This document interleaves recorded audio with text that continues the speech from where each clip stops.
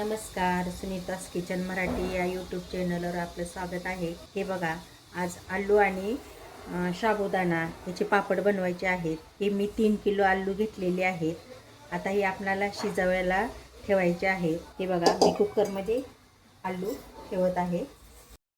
हे बघा, 3 किलो मी बटाटे असे ठेवलेले आहेत. पाणी टाकलेलं आहे. थोडं आणखीन पाणी टाकून घेते. जितकं लागेल तितकंच आपल्याला पाणी ह्याच्यामध्ये टाकून घ्यायचं आहे आणि आपल्याला हे आता उकडायला ठेवायचं आहे. आपल्याला ह्याच्यामध्ये 3 शिट्ट्या करून घ्यायच्या आहेत आणि आलू छान असे उकडून घ्यायचे आहेत.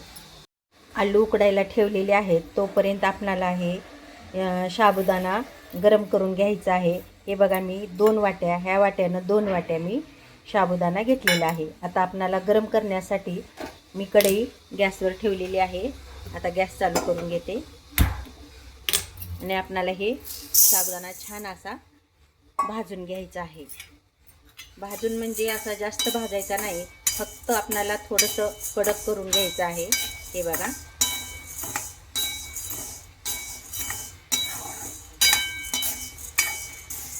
थोडासा गरम झाला की आपल्याला गॅस बंद करायचा आहे.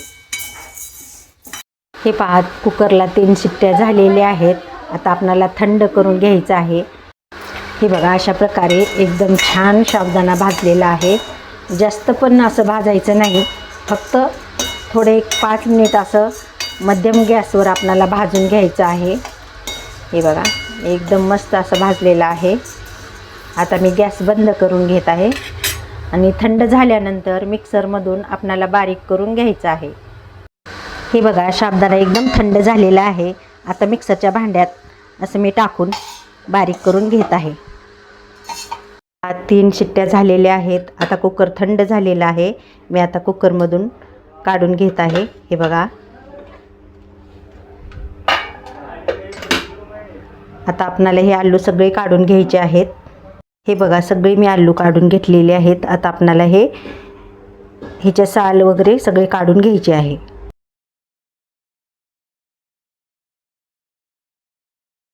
बघा, अशा पद्धतीने मी सगळं आलूचं साल्ट काढलेलं आहे.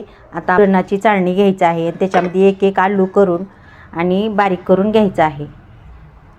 हे बघा, असं गिलासानं दाबायचं आणि बारीक करून घ्यायचं आहे.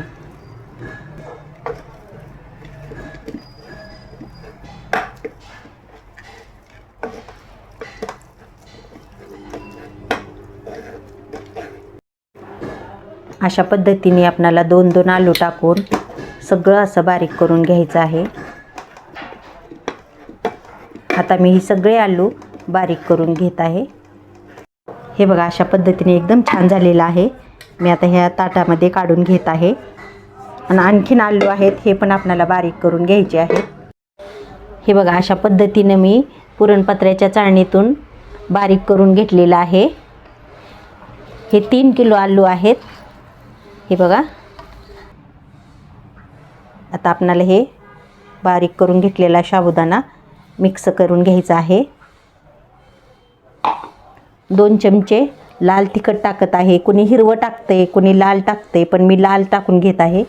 हे बघा, 1 चमचा टाकलेला आहे. आणखीन 1 चमचा मी तिखट टाकत आहे. तुम्हाला जसं आवडतं आहे तिखट किंवा थोडं साधं, तर तसं तुम्ही करू शकता. आणि चवीपुरतं मीठ टाकून घेत आहे. आणखीन थोडे मीठ टाकून घेत आहे. हे बघा, आता हे मिश्रण आपल्याला पूर्ण असं मिक्स करून घ्यायचं आहे. अशा पद्धतीने आपल्याला हे सगळं मिश्रण मिक्स करून घ्यायचं आहे.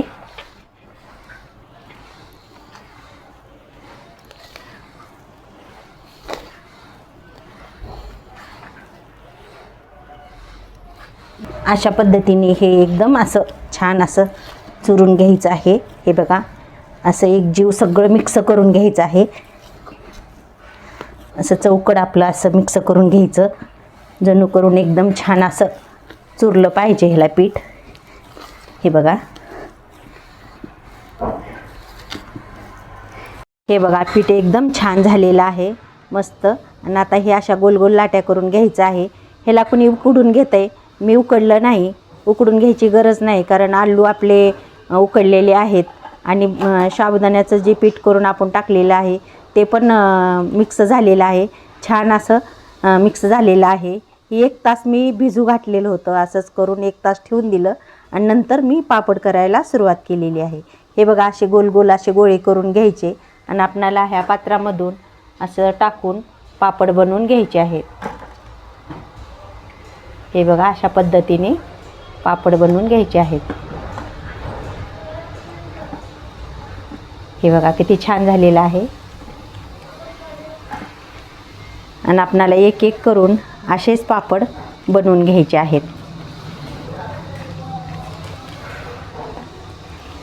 हे बघा, ह्याला उन्हाची पण गरज नाही आहे. फॅन खालीच हे पापड तयार होतात. हे बघा किती छान झालेले आहेत, मस्त.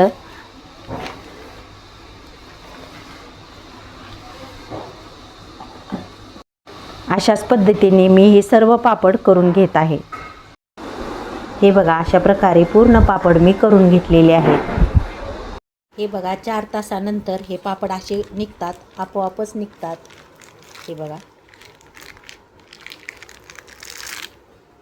हे बघा, असे मस्त असे खुल्ले खुल्ले निघतात. पुन्हा नंतर जे असे होते आपण असं काढलेले ते आपणाला असं काढून ठेवून द्यायचं आहे. हे बघा, हे बघा,